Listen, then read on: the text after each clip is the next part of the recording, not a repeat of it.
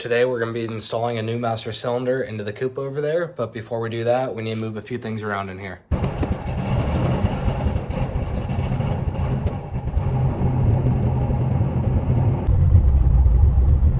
Looks like it's going to rain, so we put the top up on it. Honestly, it looks better than I thought it would being white.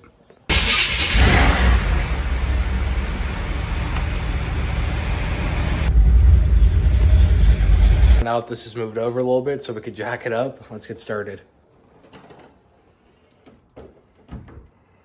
Alright, so I'm replacing this master cylinder because it's kind of hard to tell, but it's leaking a bunch of fluid from back in here.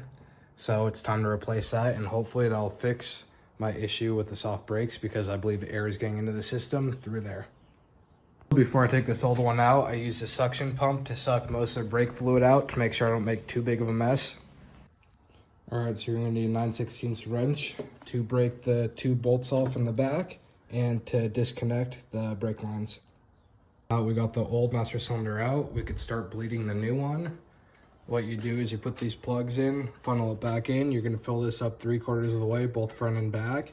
And using a Phillips head screwdriver, you're going to take this cover off, push it in, let it come out, push it in and out until all the air bubbles are gone from here.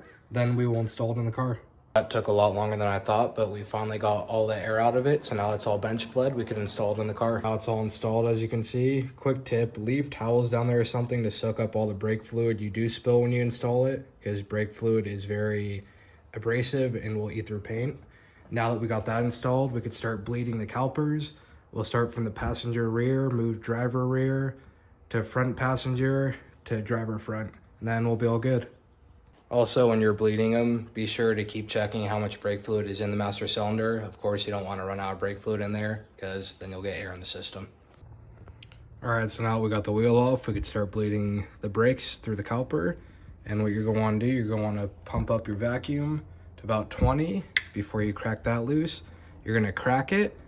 Then you're going to keep pumping on this, make sure it doesn't drop below like 15. Then once you're done, cap it, and you're good to take it off. All right, so we're almost done bleeding the brakes using the vacuum tool. All right, first drive after replacing it, and everything's feeling good. It's stopping as it should, so I'm happy with that. Now it's all finished up. Here's how it looks. Already took it for a drive. Everything went well, so happy with it. Everything's fixed now. If you have any questions on this, leave a comment, and I will get back to you as best as I can.